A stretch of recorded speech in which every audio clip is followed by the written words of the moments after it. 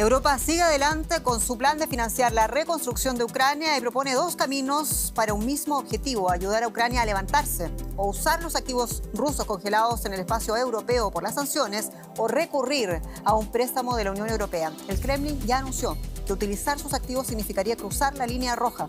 Vamos en breve por todos los detalles de esta historia. Soy Jenny Pérez en Berlín. Destacamos: la Comisión Europea plantea dos opciones para refinanciar a Ucrania. Una de ellas busca cerrar la puerta a que Rusia recupere el dinero congelado por las sanciones.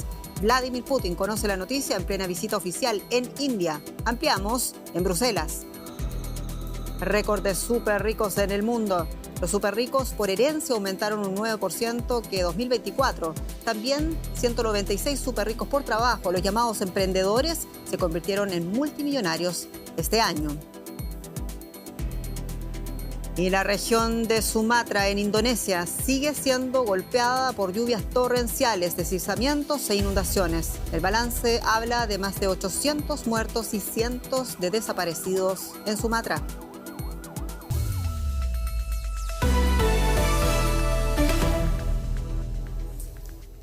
El subjefe del Consejo de Seguridad de Rusia y expresidente del país, Dmitry Medvedev, alertó hoy de que la expropiación de los activos rusos por parte de Europa será considerada por Moscú como casus belli. Antes, el Ministerio de Exteriores ruso ya había advertido sobre la más dura respuesta si se hacía uso de tales activos. La Comisión Europea propuso el miércoles 2 vías para financiar la ayuda a Ucrania en los próximos años. Una de ellas es el préstamo con el efectivo asociado a los activos rusos inmovilizados por las sanciones. Países como Bélgica, que alberga además la mayoría de esos activos en la Unión Europea, y el Banco Central Europeo, institución, rechazan esta idea, aunque líderes europeos como el canciller federal alemán Friedrich Merz apoya la propuesta. Se espera que los jefes de Estado y de Gobierno de la Unión Europea decidan sobre la financiación para Ucrania en su cumbre del próximo 18 de diciembre. Es el rescate financiero a Ucrania que también plantea, decíamos, reticencias entre sus socios, los socios europeos. En Bruselas tomamos el pulso a esta situación y lo hacemos con María García Sornosa, colega, con detalles y la perspectiva. María, la Comisión Europea, decíamos, tiene dos planes para lograr la refinanciación y también la reconstrucción de Ucrania, un préstamo o la confiscación de los activos rusos. ¿Qué se dice de las dos opciones? Sí, en el primero, el favorito pasa por utilizar los activos rusos congelados a través de los bautizados como préstamos de reparación. Se querrían recaudar 90.000 millones de euros que Ucrania solo tendría que devolver cuando termine la guerra y Rusia pague por las compensaciones. El segundo plan pasa por recaudar este dinero a través de la emisión de deuda conjunta de los 27 Estados miembros aparado por la Unión Europea, pero este plan necesita unanimidad, por lo que está prácticamente descartado porque Hungría podría bloquearlo sin edie. El de los activos rusos debería ser más fácil de sacar adelante porque solo requiere mayoría cualificada y ya hay 22 Estados miembros que lo apoyan, pero Bélgica, el país que custodia la mayoría de los activos rusos congelados, está en contra y es muy difícil ver que podría salir adelante sin ellos. Por delante tenemos días y semanas de negociaciones muy duras de cara a esa cumbre de diciembre, del 18 de diciembre, donde debería tomarse la decisión, y mañana ya mismo hay una reunión de urgencia aquí en Bruselas entre la presidenta de la Comisión Europea, el primer ministro belga y el canciller alemán. María, tú ya hablabas de esas disidencias que hay entre los propios comunitarios europeos. Rusia ha manifestado ya su negativa, su rechazo completo, también ha fijado una línea roja en este tema. ¿Qué reacciones genera este punto, esta situación allá en Bruselas? Sí, Jenny, Bruselas defiende que su propuesta respeta el derecho internacional y tiene una base jurídica muy sólida, pero aún así hay muchas dudas porque es algo que no se ha hecho nunca en la historia y que tendría grandes consecuencias, grandes repercusiones. Como decimos, Bélgica es el país que más se opone. En las últimas horas ha sido muy crítico, criticando la insolidaridad de los Estados miembros, también cuestionando la base jurídica. Su primer ministro incluso ha reconocido que Rusia ya le ha advertido de que si accede a ello su país y él mismo tendría consecuencias eternas. Pero no solo Bélgica, también otros países como Hungría o Eslovaquia, los países más cercanos a Rusia, se oponen. Incluso el Banco Central Europeo ha cuestionado la base jurídica de esta medida y ha llegado a advertir de que podría poner en jaque la estabilidad financiera de toda la Unión Europea. Como vemos, Jenny, la ayuda financiera para Ucrania durante los próximos 2 años atraviesa grandes problemas. Muchas gracias, María García Sornosa, en Bruselas. No hay tanta unidad en Europa respecto a un plan para Ucrania, y Rusia, en medio de todo esto, manifestó, decíamos, inmediatamente su rechazo al anuncio europeo. El periodista Ricardo Marquina ya nos acompaña con la perspectiva en Estonia. Ricardo, muchos saludos. Y decíamos que el plan europeo encontró a Vladimir Putin en visita oficial en India, y fue, sin embargo, el Kremlin el que dijo que confiscar los activos rusos sería un casus belli. ¿Esta advertencia rusa hará o debería hacer repensar los planes a los europeos? Bueno, si tenemos en cuenta, primero buenas noches, si tenemos en cuenta el historial de amenazas de Rusia hacia la Unión Europea y hacia todo Occidente desde que comenzó la guerra en Ucrania, pues no debería hacer cambiar nada a favor o en contra de utilizar esos fondos. Recordemos que Rusia ha amenazado con el apocalipsis nuclear prácticamente cada mes desde que comenzó la guerra. Pasó con los tanques Abrams, pasó con los F-16, con los misiles de medio y largo alcance en suelo ruso, con las armas pesadas de países como Alemania, Francia o Reino Unido trabajando en Ucrania, con lo cual no es algo nuevo este tipo de amenazas. Evidentemente, la Unión Europea se toma muy en serio la amenaza de una guerra comercial, de una guerra económica quizás, pero sería del todo fantasioso pensar que Rusia va a comenzar una guerra con Europa por esos fondos que son importantes, pero Rusia en estos casi 4 años de guerra no ha podido controlar completamente ninguna de las 4 provincias por las que está luchando en Ucrania, con lo cual es, digo, fantasioso pensar que podría lanzarse a una guerra abierta con la OTAN por estos fondos. Ricardo, cuando hablamos de activos rusos, ¿de cuánto dinero estamos hablando? Y en caso de ser confiscados, ¿qué significaría eso para Rusia? Bueno, del Banco Central ruso, fondos soberanos, en Europa se encuentran esos 210.000 millones de euros que evidentemente en caso de que sean utilizados por Europa para ayudar a Ucrania, algo que en lo personal yo dudo mucho que vaya a suceder, pero si eso sucede, pues sería un doble impacto para Moscú. Por una parte, perdería gran parte de sus reservas en divisas que tenía depositadas, en este caso en Europa, y por otro parte, ese sería el punto número 1, y el punto número 2, que esas divisas serían precisamente utilizadas para ayudar a su enemigo militar, para ayudar a Ucrania en el campo de batalla, con lo cual sería un doble golpe, pero no hay que desestimar tampoco el golpe que se llevaría la Unión Europea. Perdería credibilidad a ojos internacionales a otros actores que tienen sus fondos en Europa y que podrían a partir de entonces considerar a Europa un sitio no apto, no fiable a futuro para depositar sus fondos. Es una situación con mucho riesgo para Rusia, evidentemente, pero también mucho riesgo para Europa. Ricardo Marquina, muchas gracias. En Estonia. Y claro, Bélgica dice que no, pero Alemania, el canciller federal alemán, es uno de los que apoya ese uso de activos rusos. De hecho, hoy ha modificado todos sus planes para poder viajar a Bruselas a discutir sobre este tema cara a cara con Ursula von der Leyen y el primer ministro belga, Bart Den Wever. Esto el mismo día en que el semanario alemán Spiegel publicaba una conversación en la que el propio Friedrich Merz y otros líderes europeos dejan clara su necesidad de asumir un rol mayor en este delicado momento para Ucrania. El análisis a continuación. La conversación entre Merz, Macron, Zelensky y otros líderes europeos se produjo el lunes y debía ser confidencial, pero la transcripción ha sido filtrada al Spiegel. Ante los medios, Merz se ha limitado a asegurar que había subrayado ante sus colegas la importancia de movilizar esos activos rusos congelados, pero la transcripción desvela que hubo mucho más. Especialmente hubo un diálogo muy sincero sobre la desconfianza que despierta la mediación de Washington en las negociaciones de paz. Según la publicación del semanario alemán, Macron llegó a afirmar en esa conversación que existe el peligro de que Estados Unidos traicione a Ucrania en materia territorial y no ofrezca garantías de seguridad. Especial desconfianza mostraron también en la llamada los que intervinieron por los mediadores, el empresario Steve Witkoff y el yerno de Donald Trump, Jared Kushner, de los que Merz habría dicho que están jugando con todos, con nosotros y con vosotros, refiriéndose a los socios europeos y a Ucrania. Más lejos habría ido el presidente de Finlandia, Alexander Stubb, que según la transcripción pidió no dejar a Ucrania ni a Zelensky solo con esos tipos. Los implicados han rechazado comentar en detalle la publicación. Solo el Elíseo asegura que esas no fueron las palabras exactas exactas usadas por el presidente Macron, sin dar la versión alternativa. Los alemanes, por su lado, confirman que hubo llamada en un tono sincero y de confianza, pero recuerdan que es confidencial. Lo que queda claro es que Europa está alerta y parece decidida a hacer cumplir las palabras del canciller alemán Merz, estas sí son públicas, cuando dijo no se tomará ninguna decisión sobre Ucrania y Europa sin los ucranianos y los europeos. Y lo decíamos en titulares, algo está pasando con los ultra ricos. Andrés Blumenkrantz con los detalles. Jenny? Sí, con los ultra ricos que concentran cada vez más riqueza, hay que decirlo. Están heredando sumas récords, están transfiriendo miles de millones a hijos, nietos, cónyuges. Esto es lo que dice un estudio del banco suizo UBS, el banco suizo preferido por los multimillonarios.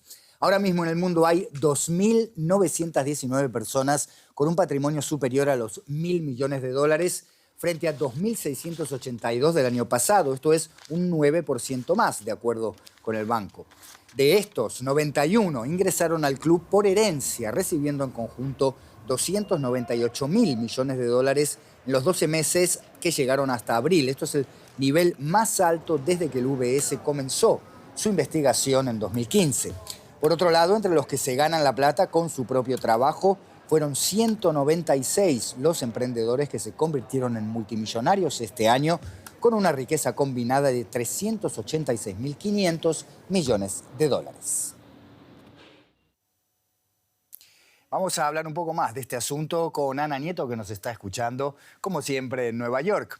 Ana, contanos para empezar, ¿de dónde proviene la riqueza más reciente y en qué zonas del mundo se concentra?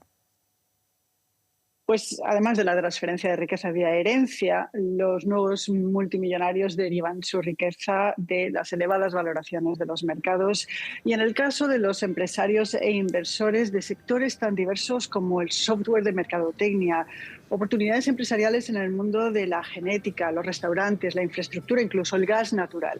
Según UBS, son personas que tienen o gestionan negocios innovadores, que escalan, es decir, que crecen muy rápidamente y que crean un nuevo tipo de demanda o se anticipan al mercado o modelan el mercado. La mayor parte de estos nuevos multimillonarios son de Estados Unidos. Es el caso de Ben Lamb, que es el cofundador de la empresa de biociencia y genética Colossal, o Mike Sable, cofundador de una empresa de exportación de gas natural. También sube el número de multimillonarios en Asia. En China es llamativo el caso de los hermanos Zhang, que tienen una cadena de restaurantes que se llama Mixui Ice Cream and Tea.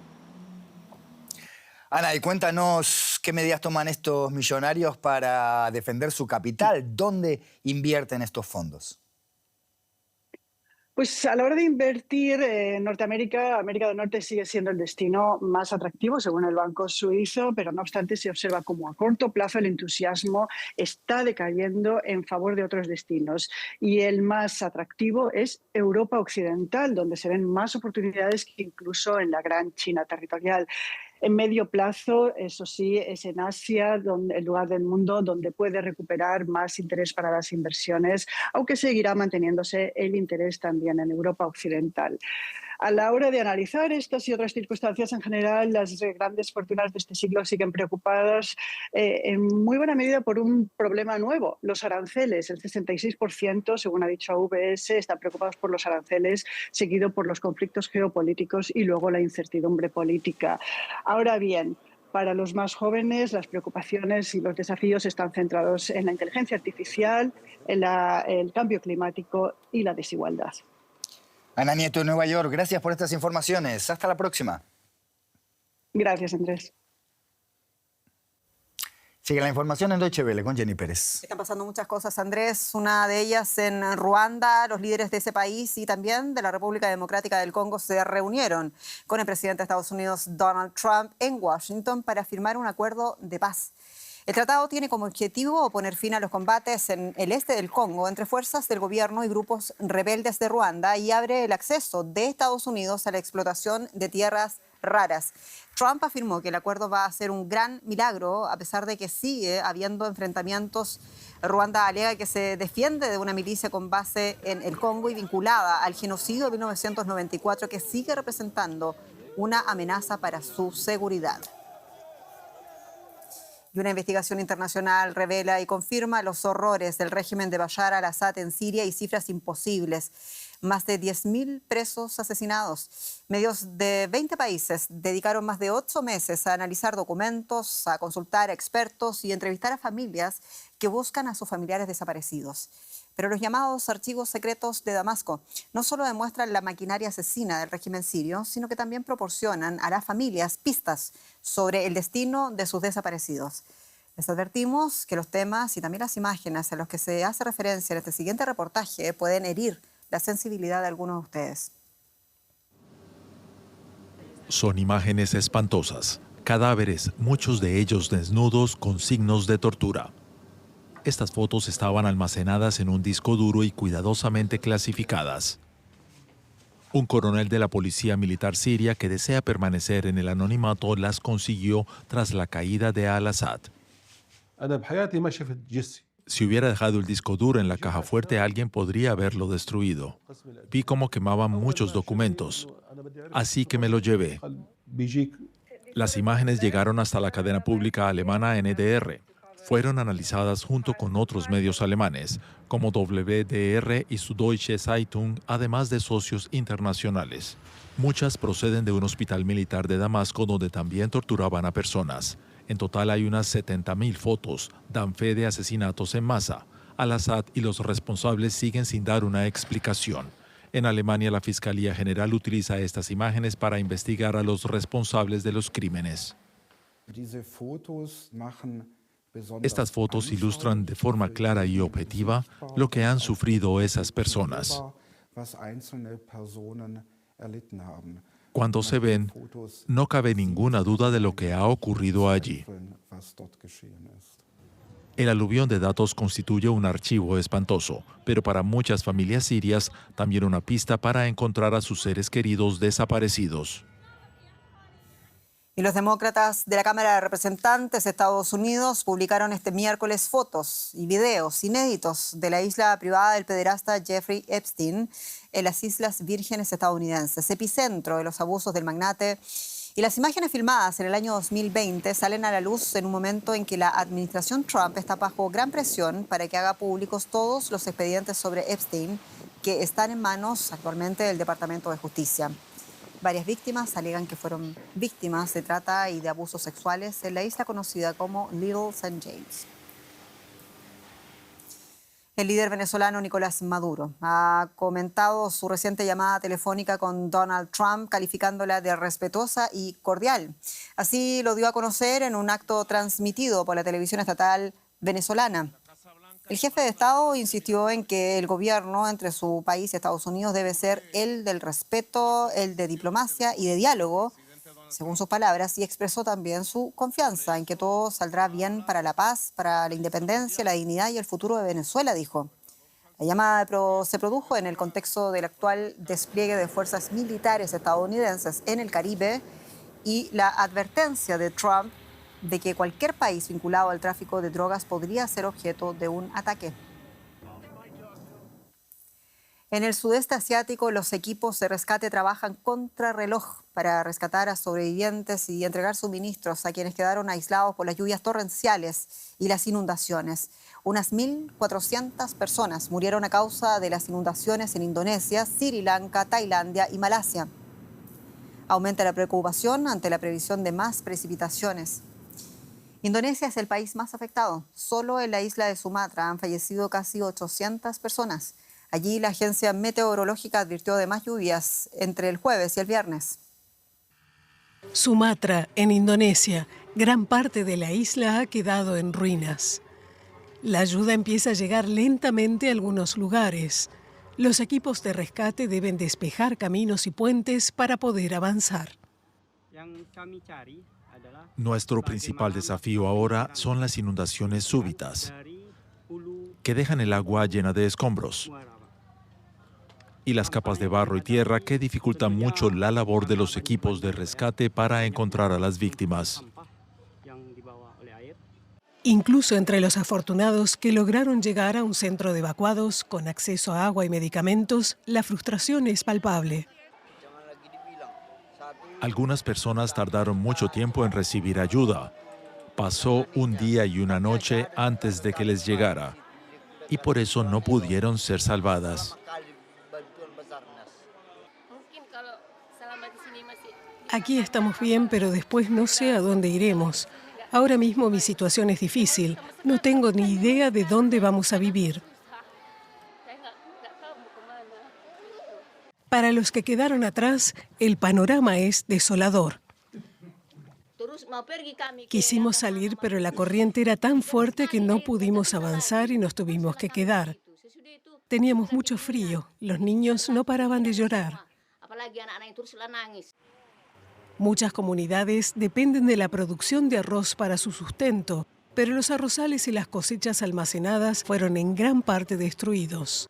En las comunidades más remotas crece la preocupación por el hambre y las enfermedades que puedan aparecer. Lo único que les queda es esperar ayuda. España, Eslovenia, Irlanda y Países Bajos no participarán en el concurso musical de Eurovisión en 2026. Habían condicionado su participación a que Israel no estuviera en el certamen por la actuación de sus tropas en Gaza, dijeron. Las cadenas públicas que forman parte de la Unión Europea de Radiodifusión, organizadora de Eurovisión, habían decidido antes en Ginebra que no se celebrará una votación que podría haber apartado a Israel del concurso, aunque sí aceptaron mayoritariamente el nuevo reglamento del certamen que incluye una reforma al sistema de votación para evitar posibles fraudes. Eurovisión es un certamen de enorme impacto de la televisión europea y en una última edición alcanzó la cifra récord de 180 millones de telespectadores en todo el mundo. Y vamos a hablar ahora de una denuncia conocida como los Iguana Papers, el caso en el que un ex empleado de la compañía Ecopetrol de Colombia denunció a su propia compañía por delitos ambientales y de derechos humanos. La denuncia la hizo en 2019 Andrés Peña Olarte, un ex empleado que recopiló la información mientras trabajaba en la firma. Según su denuncia, Ecopetrol habría contaminado cientos de sitios con petróleo, incluyendo fuentes de agua y humedales biodiversos, entre 1989 y 2018. La información fue investigada por la ONG estadounidense Agencia de Investigación Medioambiental y posteriormente por la BBC. La empresa ha negado todas las acusaciones y sostiene que cumple plenamente con la legislación colombiana. Por este caso, Peña Olarte fue galardonado con el premio Ellsberg Whistleblower. Y nos acompaña en el estudio el denunciante de este caso, el señor Andrés Olarte Peña. Señor Olarte, muy bienvenido. Gracias. Su denuncia dio paso a la hasta ahora única investigación de la ONG Agencia de Investigación Ambiental, que llamó el expediente Iguana Papers, y sus conclusiones fueron recogidas luego por la BBC. ¿Qué ha cambiado después de su denuncia contra esta empresa, una empresa en la que usted trabajó por varios años y por la que usted también ha recibido un premio? Pues lamentablemente en Colombia no mucho, por decir nada. O sea, creo que lo que ha cambiado es una atención pública mayor al caso, algo que históricamente en Colombia se ha sabido. Para los colombianos no es sorpresa mucho de lo que es cubierto por el reportaje y por el documental. Sin embargo, cuando tiene que ver con reforma institucional o hacer investigaciones al respecto, lamentablemente, aún después del reportaje, no ha sucedido nada. ¿Qué sucede con la fiscalización de las autoridades colombianas? Y se lo pregunto porque la empresa Ecopetrol asegura que cumplió con todos los protocolos. ¿Por qué se da cuenta usted de esta situación? ¿Y qué sucede con las autoridades colombianas, con el Estado colombiano en todo este proceso? Yo me entero de la información debido a la posición que cual entré a Ecopetrol. Yo fui headhunted, recién me gradué de la universidad y terminé siendo asesor del presidente de Ecopetrol y de un vicepresidente de Desarrollo Sostenible. Y debido a eso, porque yo tenía que analizar datos, analizar información para ellos, es que me doy cuenta de esto. Por otro lado, el tema de las autoridades en Colombia, Ecopetrol es bastante consciente de la debilidad institucional que existe en el país y que para ellos es muy difícil monitorear, verificar, auditar lo que ellos reportan a las autoridades.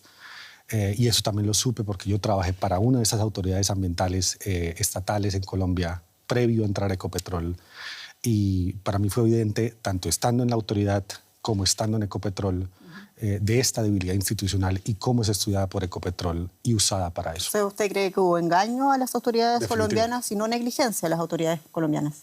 Definitivamente hay engaño a las autoridades colombianas. Negligencia no puedo asegurar eso porque no conozco mucho de cómo funciona adentro. Sin embargo, sí soy testigo de la debilidad institucional, de la falta de recursos, de personal técnico. Y, o sea, comparar el poder tecnológico financiero que tiene Ecopetrol frente a una autoridad ambiental, pues es Goliat contra David. Se trata precisamente por ese Goliat contra David. Su denuncia es una denuncia bastante grave que está documentada por una ONG privada de los Estados Unidos y que recopiló también un reportaje de la BBC. ¿Puso toda esta información usted a disposición de algún tribunal internacional o nacional de algún país? Claro que sí. O sea, yo llevé el debido proceso. Antes de contactar a medios, yo puse esta denuncia ante todas las autoridades ambientales en Colombia, fiscalía, policía, todos los entes reguladores. Después de eso fue que contacté a diferentes ONGs. ¿Pero hay un proceso judicial contra la empresa ahora mismo? Después de que yo puse las denuncias, empezaron a botarse la pelota entre autoridades, lo cual no llevó, o por lo menos yo nunca he sido comunicado que se haya abierto una investigación formal. Una vez ella, la organización que hizo el reporte de los Iguana Papers, envió un equipo de ellos a confirmar la información que yo había denunciado a través de datos y la extendieron al tiempo en el que ellos fueron, pues la evidencia técnica y la prueba científica de lo que yo estaba denunciando fue comprobado, y a pesar incluso del reporte y del documental de la BBC que hizo lo mismo, no ha habido comunicación alguna, ni conmigo, ni oficialmente, ni públicamente acerca de investigaciones. O sea, no hay investigación oficial sobre este tema. Lamentablemente se nos fue el tiempo, señor Andrés Solarte Peña. Muchas gracias. Muchas gracias a ustedes por escucharme. Gracias. Y al finalizar lo hacemos con lo que ven, con la llama olímpica que ha sido entregada a los organizadores de los Juegos Olímpicos de Invierno del año 2026 en Italia. Y durante una ceremonia especial celebrada en Atenas, los organizadores de Milán Cortina recibieron la llama para preparar el periplo de la antorcha por todo el país. Vamos con las imágenes de este día, porque lo hará durante 63 días hasta la inauguración del 6 de febrero prevista en el estadio de San Siro. La antorcha se dirigirá primero a Roma antes de emprender un viaje de 12.000 kilómetros por 20 regiones italianas, donde irá calentando el entusiasmo por los Juegos venideros.